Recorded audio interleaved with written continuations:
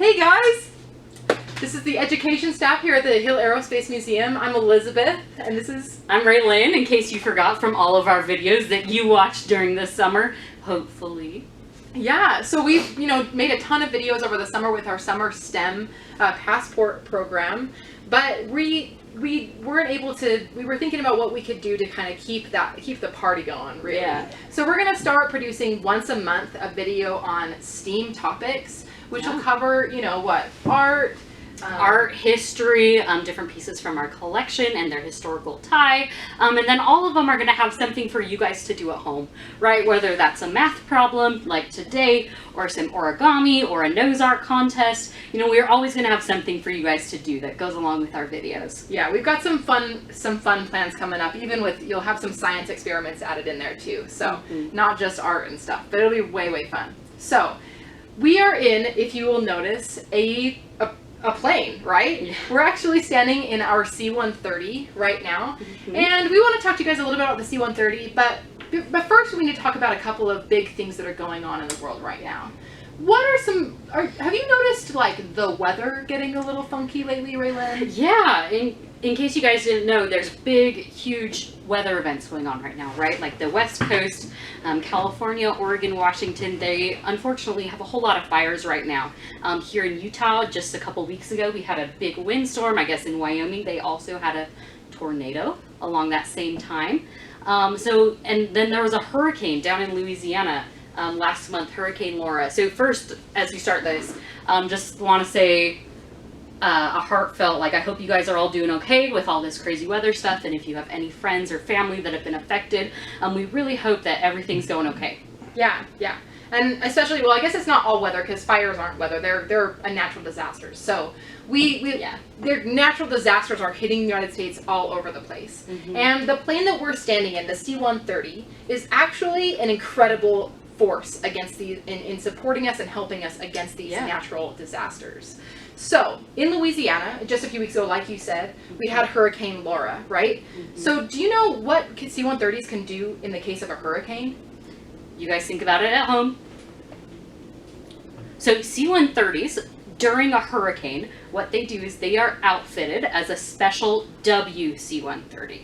Okay, and the W means weather, and the C is for cargo in C-130. And so what these planes do is they fly into an eye of a hurricane, and they are outfitted with all sorts of weather instruments. And these weather instruments, they measure wind speed, they measure force, they measure all sorts of things that we need to know on the land, so that we know about this hurricane so we can be safe.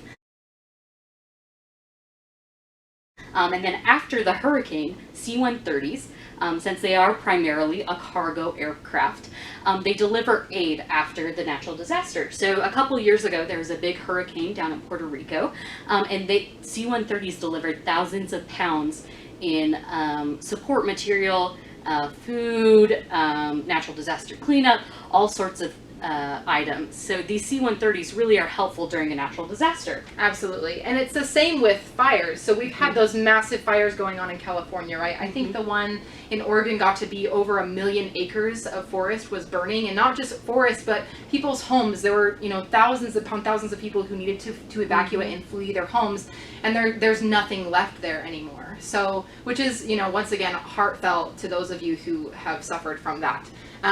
But C-130s, actually, they can carry a massive amount of fire retardant.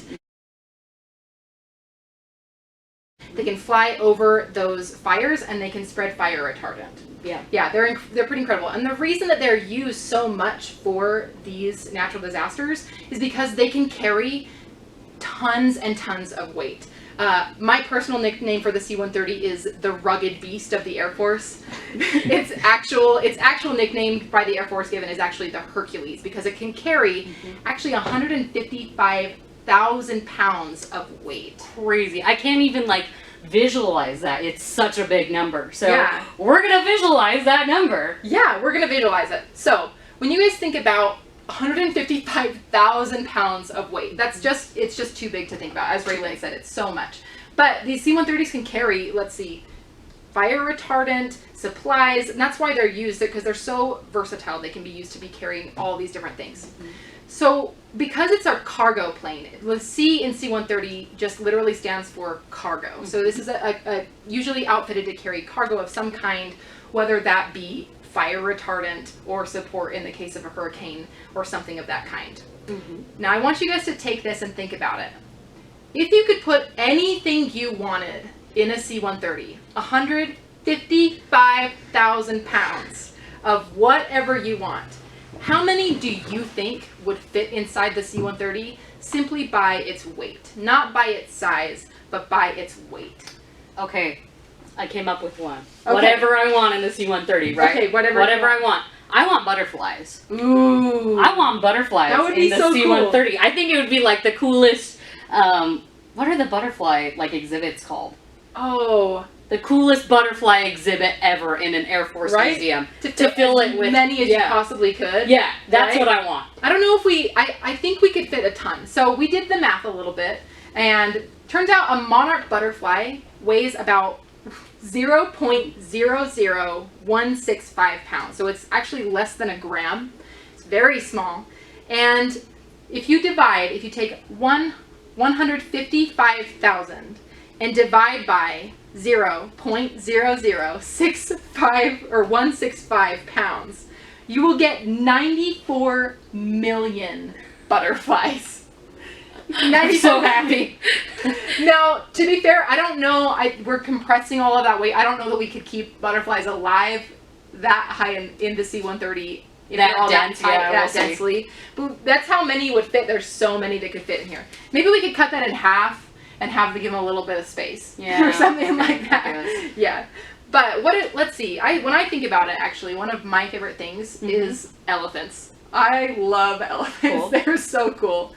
Elephants weigh about 13,000 pounds, right? That's crazy. Okay. So specifically the African bush elephant, if you're being super specific, they're one of the heavier elephants. And if you take 155,000 pounds and divide by 13,000, you will get 12 African bush elephants that can fit inside of the C-130. By weight. Just by weight. I don't know that we could actually move them in here by size.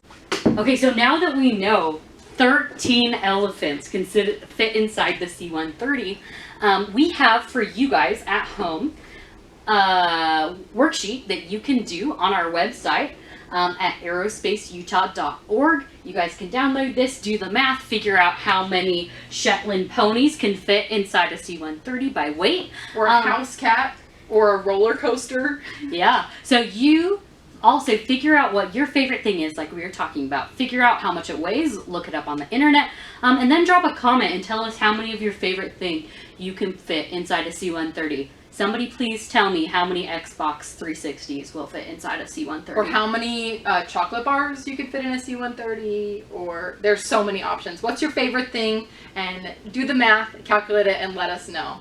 Thanks for joining us this month for our Education STEAM video. Thanks so much. Have a nice day.